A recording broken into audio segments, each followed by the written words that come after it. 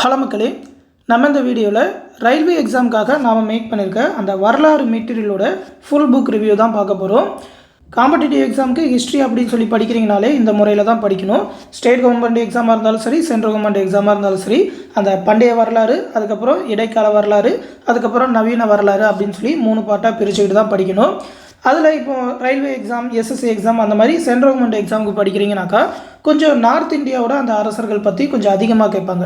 உதாரணமாக பார்த்திங்கன்னா இந்த வட இந்தியாவோட ராசபுத்திரர்கள், முகலாய பேரரசு, டெல்லி சுல்தான், அதை பற்றி கொஞ்சம் அதிகமாக வரும்.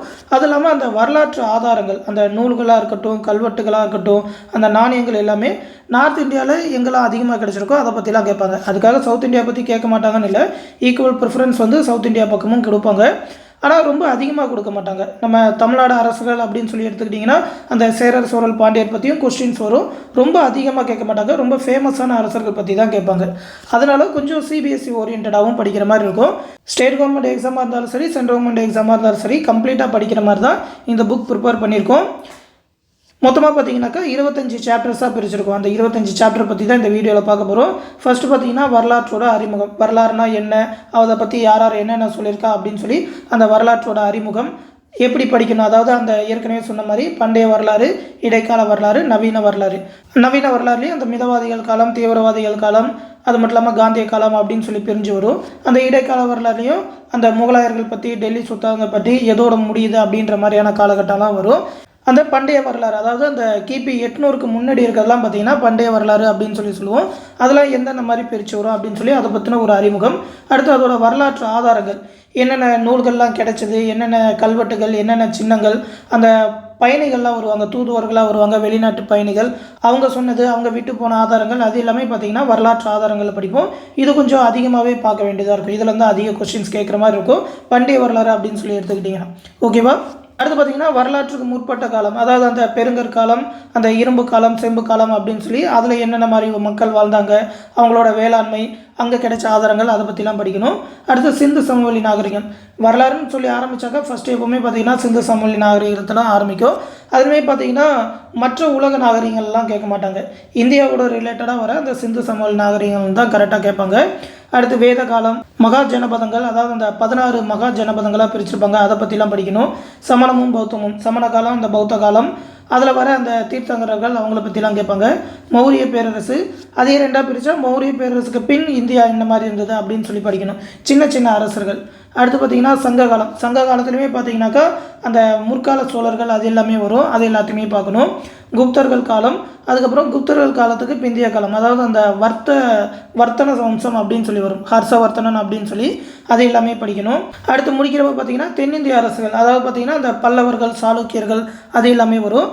இது வரைக்கும் பார்த்திங்கனாக்கா அந்த பண்டைய வரலாறாக இருக்கும். அதுக்கப்புறம் வட இந்திய அரசுகள்லேருந்து தான் பார்த்திங்கன்னா இடைக்கால வரலாறு ஆரம்பிக்கும். உதாரணமாக பார்த்திங்கன்னா அந்த ராஜபுத்திரர்கள், பேரரசு சோழர்கள் அப்படின்னு சொல்லி, அதாவது முற்கால சோழர்கள் இல்லாமல் அந்த இடைக்காலத்தில் பார்த்திங்கன்னா பேரரசாக வளர்ந்தாங்க. சோழர்களாக இருக்கட்டும், பாண்டியர்களாக இருக்கட்டும், அதை பற்றி படிக்கணும்.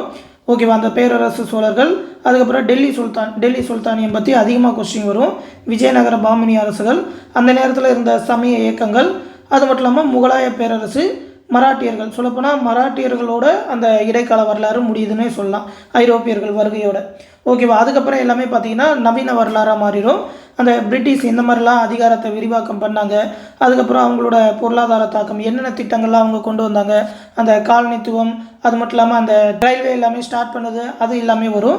அடுத்து அந்த நேரத்தில் இருந்த சமூக சமய சீர்திருத்த இயக்கங்கள், நிறைய இயக்கங்கள்லாம் உருவானுச்சு, அதை பற்றிலாம் படிக்கணும். அடுத்து சுதந்திர போராட்டம்னு ஒரே டாப்பிக்கில் முடிச்சிடலாம். உள்ளே பார்த்திங்கன்னா நிறையா சப் டாபிக் எல்லாமே வரும். காங்கிரஸ் உருவானதாக இருக்கட்டும், அவங்களோட காலகட்டம், அந்த மிதவாதிகள் கட்டம், தீவிரவாதிகள் கட்டம், காந்திய காலகட்டம் அப்படின்னு சொல்லி அது எல்லாமே படிக்கணும்.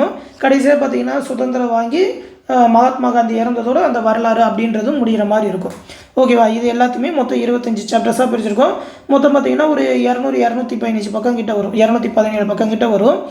இதை எல்லாத்தையுமே லைனாக ஆர்டராக தொகுத்துருக்கோம். வரலாற்றோட அறிமுகத்திலேருந்து லைன் பை லைனாக அந்த பாயிண்ட்டாகவே பிரித்து சொல்லியிருக்கோம். எல்லாமே அப்படியே பண்டைய இந்தியாவில் என்னென்ன மாதிரிலாம் வரும் அப்படின்னு சொல்லி அந்த காலகட்டம் ஆரம்பிக்கிறதுல ஆரம்பித்து இடைக்கால வரலாறு, அதுக்கப்புறம் நவீன கால வரலாறு, அது மட்டும் இல்லாமல் அந்த சாப்டர்ஸ் வைஸாக வரலாற்று ஆதாரங்கள் அப்படின்னு சொல்லி ஒரு டாப்பிக்காகவே பிரிச்சிருக்கோம்.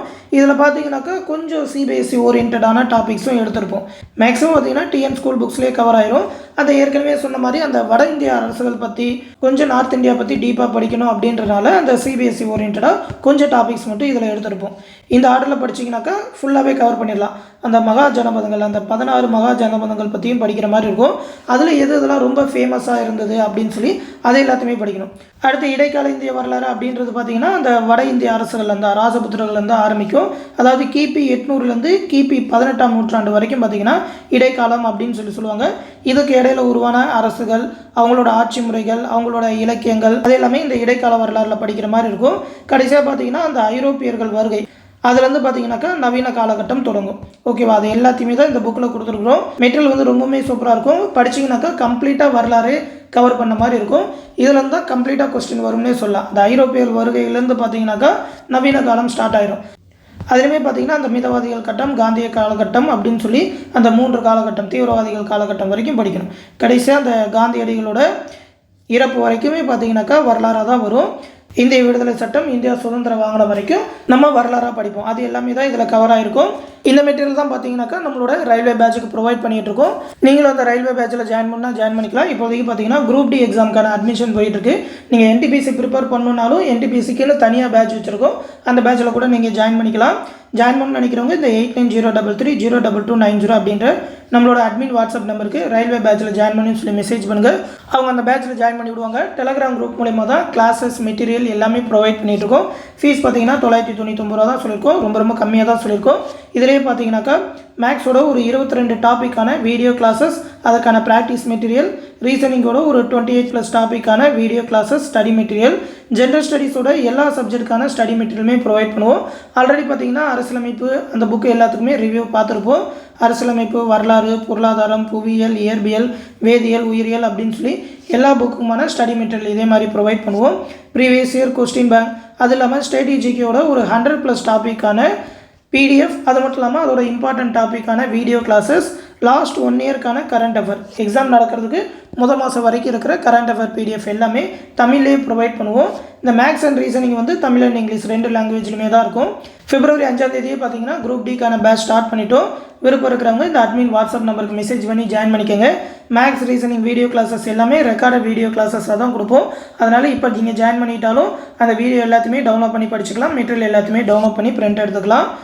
ஃபீஸ் பே பண்ணணும்னு நினைக்கிறவங்க இந்த 9487808620 அப்படின்ற கூகுள் பே, ஃபோன்பே நம்பருக்கு பே பண்ணிவிட்டு அதை ஒரு ஸ்க்ரீன்ஷாட் எடுத்து நம்மளோட அட்மின் நம்பருக்கு சென்ட் பண்ணால் போதும். இந்த பேட்ச் பற்றின ஃபுல் டீட்டெயிலாக ஆல்ரெடி வீடியோவாக போட்டிருக்கேன். அதோட லிங்க்குமே இந்த பிடிஎஃப்பில் கொடுத்துருக்கேன். இந்த பிடிஎஃப் லிங்க் வந்து இந்த வீடியோக்குள்ளே டிஸ்கிரிப்ஷனில் இருக்கும். நம்மளோட டெலகிராம் குரூப்லேயும் கொடுத்துருக்கேன், எடுத்து பார்த்துக்கோங்க. இந்த குரூப் டி பற்றின ஃபுல் டீட்டெயில், அதோட ஸ்டடி பிளான், அது மட்டும் இல்லாமல் அந்த 100 டேஸ்க்கான அந்த சிலபஸ் டீட்டெயில் எல்லாமே தமிழ்லேயே கொடுத்துருப்போம். ஒரு 100 டேஸ்க்கான ஸ்டடி பிளான் எல்லாமே கொடுத்துருக்கோம். அதாவது என்னன்னைக்கு என்னென்ன படிக்கணும் அப்படின்னு சொல்லி டேபிள் போட்டு கொடுத்துருப்போம். டே 1ல் ஸ்டார்ட் பண்ணி மேக்ஸ்லேருந்து எவ்வளோ படிக்கணும், ஸ்ட்ராட்டஜிக்கு எவ்வளோ படிக்கணும், ரீசனிங்லேருந்து எவ்வளோ படிக்கணும், ஜிஎஸ் எவ்வளோ, கரண்ட் அஃபேர் எவ்வளோ அப்படின்னு சொல்லி day to day study plan போட்டிருக்கோம். மொத்தமாக ஒரு 100 டேஸ்க்கான ஸ்டடி பிளான். இப்போ நீங்கள் ஸ்டார்ட் பண்ணிங்கனாலும் ரயில்வே எக்ஸாம் கண்டிப்பாக கிளியர் பண்ண முடியும். விருப்பம் இருக்கிறவங்க இந்த பேட்ச் பற்றி ஃபுல்லாக தெரிஞ்சுக்கிட்டு ஜாயின் பண்ணிக்கோங்க. இந்த விஷயத்தை ரயில்வே எக்ஸாம் ப்ரிப்பேர் பண்ணுற உங்கள் ஃப்ரெண்ட்ஸ் அண்ட் ஃபேமிலி மெம்பர்ஸ்க்கும் சொல்லிடுங்க. அடுத்த ஒரு முக்கியமான அப்டேட்டோட சந்திக்கிறேன். நன்றி.